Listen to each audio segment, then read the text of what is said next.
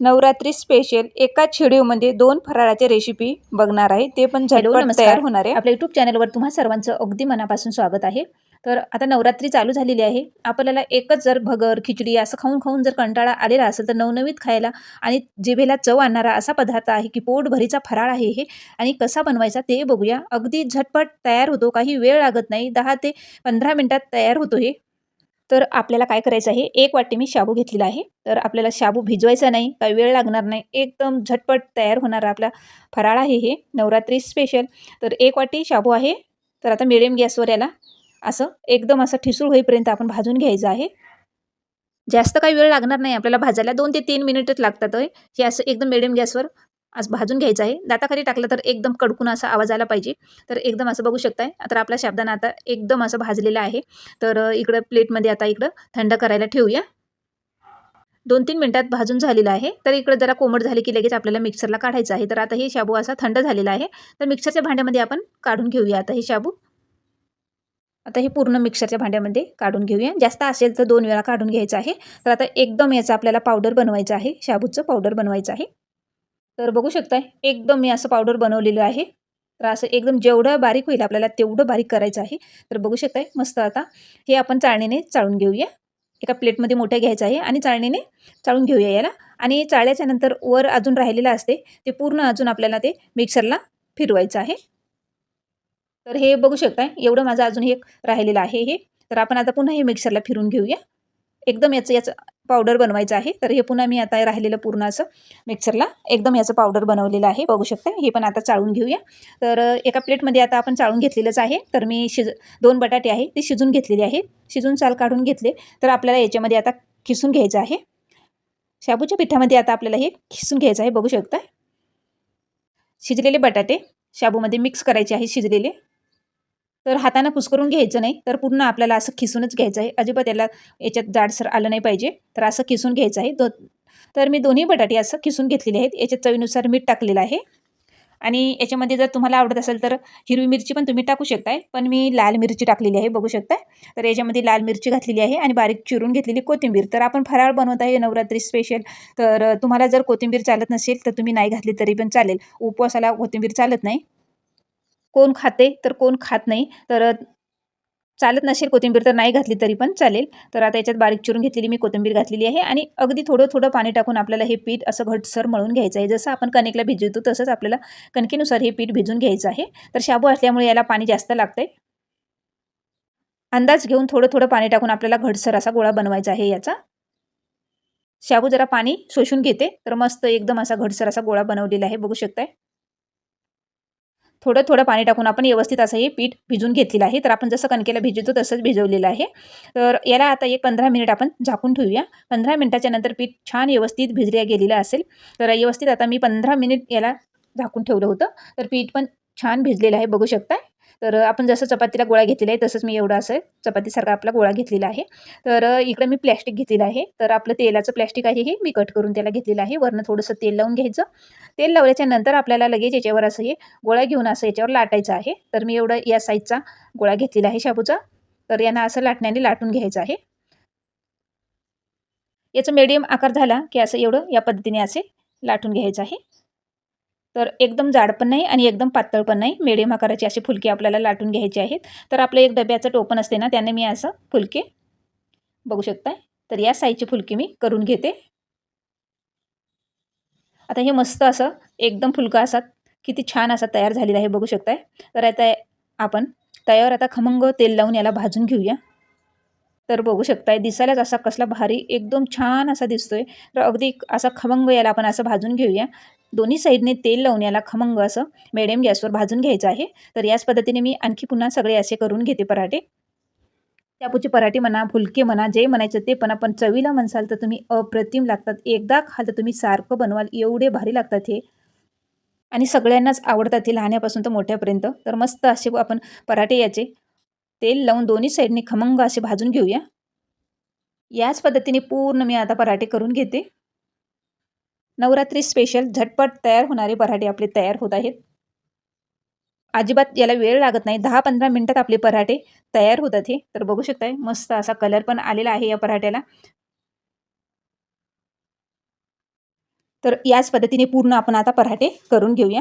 तर मस्त असा कलर एकदम असा खमंग पराठ्याचा सुगंध घरभर पसरलेला आहे. खूप छान असे आपले पराठे होत आहेत. तुम्ही कधी खाल्ले नसतील तर या नवरात्रीला नक्की तुम्ही बनवून असे पराठे खा. एकदा खाल तर खरंच सांगते 100% गॅरंटीने सांगते की तुम्ही सारखं बनवाल. एवढे भारी लागतात हे पराठे. बघता क्षणी कधी खाईन असं वाटते हे. आता हे गरमागरम पराठे आपण दुरडीमध्ये ठेवून घेऊया. हे पराठे तुम्ही एकदा खाल तर दिवसभर तुम्ही फराळाची आठवण येणार नाही. जेवल्यासारखं तुमचं पोट भरेल. खरंच खूप छान अप्रतिम चव लागते याची. तर आपला पूर्ण पराठे आता मी बनवून झालेले आहेत माझे.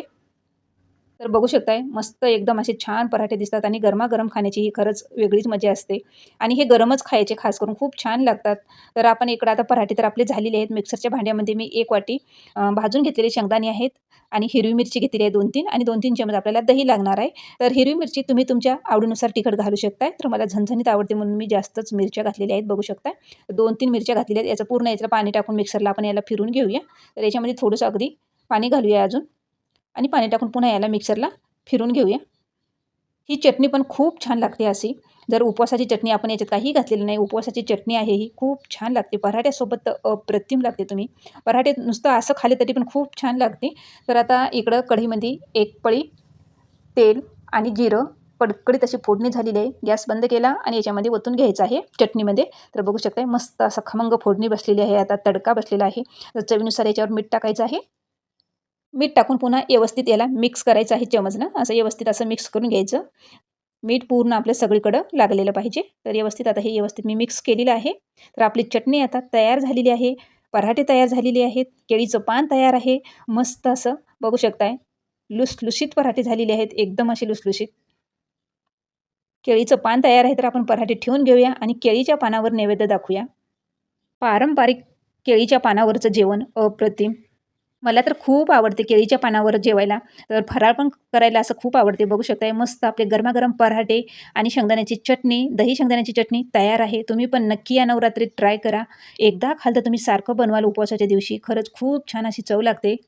व्हिडिओ आवडला असेल तर लाईक, शेअर आणि कमेंट करायला विसरू नका. मग काय या नवरात्रीत पण तुम्ही पण नक्की ट्राय करा पराठे. तर आपण आता दुसरी रेसिपी बघूया. पोटभरीचा फराळ झटपट तयार होणारे.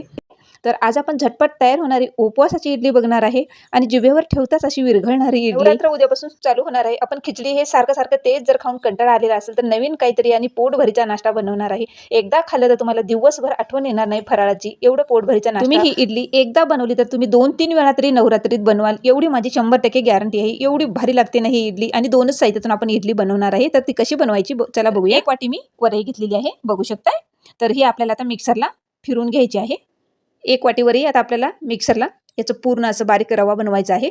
तर याला आता मिक्सरला फिरून घेऊया आपण. ही इडली अतिशय सोपी पद्धत आहे बनवायची. खूपच तुम्ही जर एकदा बनवली तर आठवड्यातून 2-3 वेळा तरी बनवाल. एवढी सोपी पद्धत आहे. तर मी भगरचं बघू शकताय एकदम असं रव्यासारखं झालेलं आहे हे. तर एकदम रवाळ झालेलं आहे. असं रवाळ मिक्सरला मी फिरून घेतलं. एका भांड्यामध्ये आपण काढून घेऊया. तर त्याच मिक्सरच्या भांड्यामध्ये मी 2 बटाट्याच्या फोडी आहेत ह्या. स्वच्छ धुवून असं साल काढून बटाटे कट करून घेतलेले आहेत बघू शकताय. तर हे 2 बटाटे आहेत. आता हे बटाटे आपल्याला मिक्सरच्या भांड्यामध्ये घ्यायचे आहेत काढून.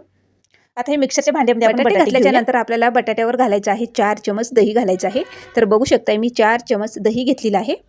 तर आता हे दही घालून आपल्याला मिक्सरला एकदम याची बारीक पेस्ट करून घ्यायची आहे. जेवढी बारीक पेस्ट होईल आपल्याला तेवढी बारीक पेस्ट करून घ्यायची आहे. तर बघू शकताय आता मी याची पूर्ण एकदम बारीक पेस्ट केलेली आहे.